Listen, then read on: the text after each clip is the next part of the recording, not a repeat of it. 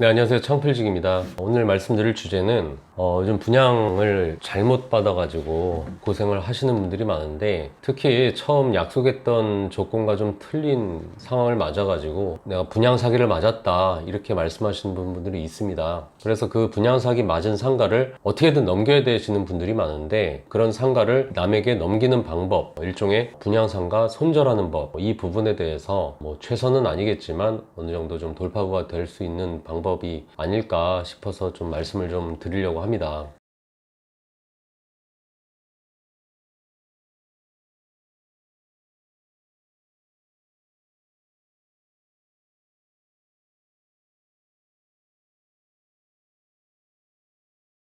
사실 요즘 노후를 맞아가지고 우리 아버지 세대들 있잖아요. 상가를 분양받았다가 임대도 안 나가고 이자 물어내느라고 고생하는 그런 사장님들이 정말 많습니다. 사고는 아빠가 쳤는데 수습은 온 가족이 해야 되는 그런 난감한 가정들도 종종 보입니다. 아빠 입장에서는 노후에 자식들한테 손 벌리기 좀 그렇고 두 내외 먹고 살기 위해서 쌈짓돈 모으고 모아가지고요, 대출까지 받아서 그 상가를 사게 된 건데, 분양팀에서 이야기한 수익률은커녕 임대 자체가 안 나가고요, 또 이게 공실로 몇 개월, 1년 이상 놀아버리면 정말 사람이 돌아버리는 겁니다. 옛날 아빠들의 또 특징이, 또 그런 큰일을 할 때 가족들하고 좀 상의라도 좀 하고 결정을 하는 게 아니라 무슨 이상한 자신만의 책임감이나 이런 게 있으셔서 그런지 가족들은 무시하고 상의도 안 하고, 또 만난 지 얼마 안 되는 또 그런 사람들 말은 또 다 잘 들어요. 그래서 그 분양업체의 말을, 그 영업사원의 달콤한 말을 또 믿고 또 일을 저지르게 되는 거죠. 또 자주 전화해가지고 이거 꼭 사셔야 됩니다 사장님 막 이러면 또 꼭 또 체면 때문에 또 찝찝한데도 또 사시는 분들도 계십니다.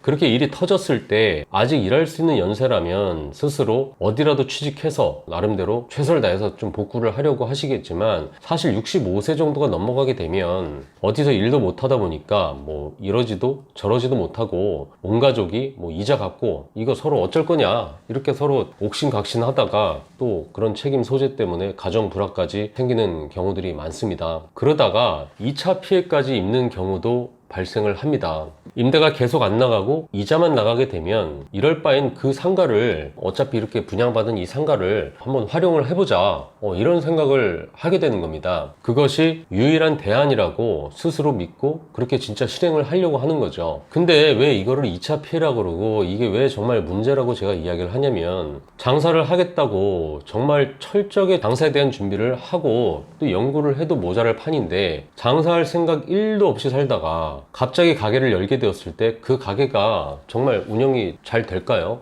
장사에 대해서는 1도 모르다 보니까 결국 대부분의 분양주들이 결국 프랜차이즈 문을 두드리게 됩니다. 본인의 인건비랑 대출 이자만 갚으면 된다는 거죠. 그게 나의 소박한 목표다, 난 그것만 됩니다, 더 욕심도 없습니다, 이렇게 말씀들을 하시는데, 그거 솔직히 소박한 목표 아닙니다. 정말 무지막지하게 큰 목표이고 그걸 달성하는 게 정말 힘든 일이에요. 흑자 폐업. 사실 요즘 이렇게 흑자 폐업하시는 분들이 굉장히 많은데, 이게 아예 시원하게 망하는 것도 아니고 사람을 거의 말려버리는 상황을 일컫습니다. 만일 소소하게 큰 욕심을 안 부리지만 정말 열심히 하루 10시간을 아침부터 저녁까지 쉬지 않고 혼자서 토스트 가게를 운영하든지 샌드위치 가게를 운영을 한다고 한번 쳐보자고요. 그렇게 죽게 일해가지고 한 달 정산해 보니까 통장에 남은 돈이 30만 원 정도인 거예요. 다음 달도 열심히 하고 내가 할 만한 모든 걸 다 쏟아부었는데 한 달에 30만 원에서 조금 올라가지고 40만 원, 50만 원을 벌었다면, 그리고 그 수익으로 그 상황이 6개월이 가고 1년을 가게 된다면, 그거 운영하고 있는 사람 속에 대해서 한번 생각을 해보신 적이 있으신가요? 자기 집 알바에도 하루 5시간 일하고 한 달에 100만 원 이상씩 가져가는데, 나는 한 달 내내 죽게 일해도 고작 30만 원을 가져갈 때 그 마음, 그것도 내 건물에서 하루하루 3,000원짜리 토스트 50개, 60개씩 한번 팔았다고 한번 생각을 한번 해보자고요. 그러면 하루 15만원에서 20만원 매출, 그럼 한 달에 600만원 매출 정도일 거고, 식자재 값으로 250만원 정도 주고 350만원 남은 거에서 100만원 알바 주고 전기, 수도, 가스,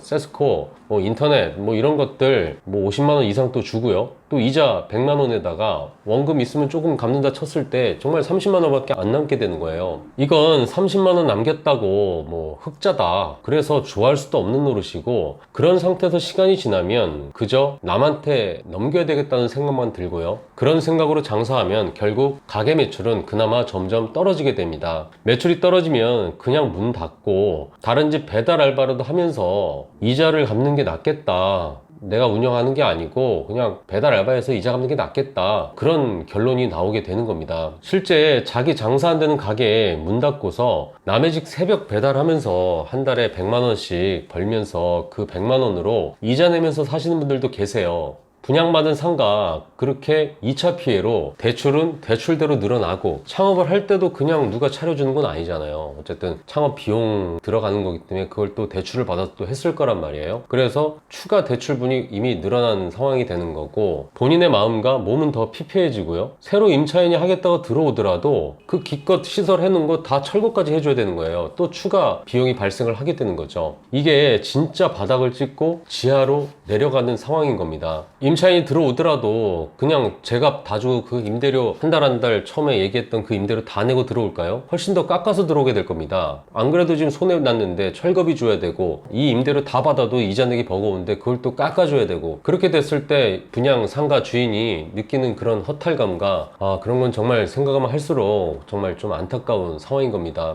분양 상가를 어쩔 수 없이 받으셨다면 이미 손해를 본 거고요. 그러면 손절을 해야 됩니다. 100%는 아니지만 가장 확률이 높은 방법을 제가 좀 알려드리려고 합니다. 사람이 지치는 게 사실 지금 겪고 있는 이런 미친 상황이 얼마나 지속이 될지 모를 때 사실 가장 힘든 거거든요. 차라리 대출이자 내는 거 2년만 내면 된다, 이래버리면 2년이라는 시간이 길긴 하지만 일단 그때 끝난다고 생각하면 다시 한번 꾹 참고 살 수 있는 건데, 언제까지 지속이 될지 모르게 되면 그땐 계획도 못 세우고 그냥 계속 시간이 가면서 더 힘들어질 수도 있는 거예요. 그래서 일단 손절을 해야 됩니다. 지금처럼 하염없이 이자 갚으면서 불화를 겪을 게 아니라 몇 개월만 손해보자, 이런 기준이라도 정해야 되는 거죠. 요즘 돈 없는 창업자들이 정말 많고, 돈 없는 창업자들이기 때문에 월세에 굉장히 민감합니다. 그래도 어쩔 수 없이 창업을 하려는 사람들이 분명히 존재를 하기 때문에 분양 사무실이나 부동산을 기웃거리고요. 그 창업자들을 또 창업을 시키기 위해서 프랜차이즈 회사들이나 창업 컨설팅 업체들이 또 물건들을 찾고 있습니다. 그럴 때 그렇게 물건을 찾는 그 사람들한테 6개월 동안 월세를 안 받겠다, 1년 동안 월세를 받지 않겠다라고 하는 그런 렌탈 프리를 제안을 하는 겁니다. 임차인이 힘들다고 임대료를 그 월세를 내려주게 되면은 투자 대비 수익률이 떨어지기 때문에 장기적으로 좋지가 않아요. 다시 다른 사람한테 팔기도 쉽지 않게 되죠. 수익률이 낮아버리면은 10억 주고 샀는데 월세가 떨어진다는 거는 수익률이 낮아지는 거잖아요. 그럼 나중에 남한테 팔 때도 수익률이 낮은 거다 보니까 파는 금액도 낮아질 수밖에 없기 때문에 장기적으로 좋지 않은 겁니다. 4% 정도 선의 수익률은 지켜줘야 팔아먹을 때 어느 정도 수월합니다. 특히 분양상가는 땅을 가진 그런 건물주보다도 미래 가치가 올라가는 경우가 별로 없다 보니까 수익률이라도 은행 이자보다는 1% 정도 선 정도는 좀 높아야 됩니다. 수익률이 낮으면 다른 사람한테 팔 때 불리합니다. 1년 동안 월세를 받지 않겠다, 그렇게 과감하게 외치게 되면 그 건물에서, 그 동네에서 가게를 찾는 사람이 있다고 가정을 했을 때 어떻게 보면 최우선적으로 고려할 수 있는 매장이 될 겁니다. 또한 창업을 시키려는 사람 입장에서도 프랜차이즈든 창업 컨설팅이든 창업자가 예비 가맹점주가 겪어야 될 그런 리스키한 부분을 어느 정도 해소해 주는 거니까 그 물건을 추천할 가능성이 크고요. 분양상가나 부동산, 그리고 프랜차이즈 업체 같은 곳에다가 자기 물건을, 자기 상가를, 내 상가를 1년 정도 월세를 받지 않겠다라는 그런 렌탈 프리를 홍보를 열심히 해서 일단 임차인을 찾으시길 바랍니다. 내 상가에 어떤 업종이 들어오면 좋겠다, 이 정도는 정말 진지하게 한번 생각해 보시고요.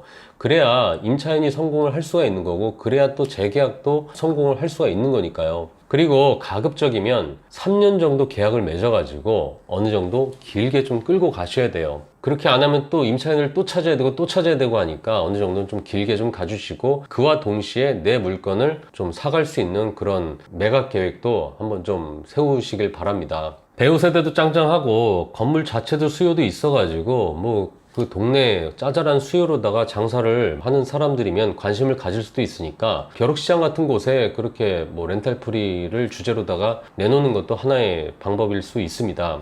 그리고 어느 정도 뭐 가게를 보러 온다거나 그렇게 입질이 오게 되면 한 300만 원 정도? 그 정도를 뭐 프랜차이즈를 하려는 사람이라면 가맹비 300 정도는 내가 대신 내주겠다. 아니면 컨설팅이라면 컨설팅 비용이 또 있을 거 아니에요? 컨설팅 비용의 일부인 300만 원을 뭐 내가 대신 내주겠다. 뭐 이런 식으로 결정타를 날릴 수도 있는 겁니다. 그렇게 되면은 프랜차이즈라든지 컨설팅에서도 손님이 있었을 때 내 가게, 그 상가를 밀 수밖에 없을 겁니다. 직접적으로 본인들에게 이득이 되니까 말이죠. 그리고 최후의 수단으로는 직접 해야 되는 상황이 정말 올 수도 있어요. 정말 답이 없는 경우들도 있을 수 있으니까. 그렇게 됐을 때는 뭐 창업비를 진짜 과감하게 깎아주거나 거의 무료로 창업을 시켜주는 그런 프랜차이즈 업체를 찾아보시길 바랍니다. 요즘 발품을 팔려면 그런 업체들도 종종 보입니다. 어떻게 보면 위기가 만들어 놓은 기회라고 저는 생각이 드는데, 그 프랜차이즈 회사도 위기다 보니까 이게 사실 끊기면 안 되거든요. 다달이 한 개, 두 개씩이라도 좀 나가줘야 되는데 너무 안 나가고 그러다 보면은 사실 멈추게 되면 사실 그때부터는 정말 프랜차이즈 회사도 망할 수가 있기 때문에 정말 울며 겨자 먹기로 그렇게 본인들이 투자를 해서 가맹점을 오픈을 시키고 뭐 이런 경우들도 요즘 종종 보입니다.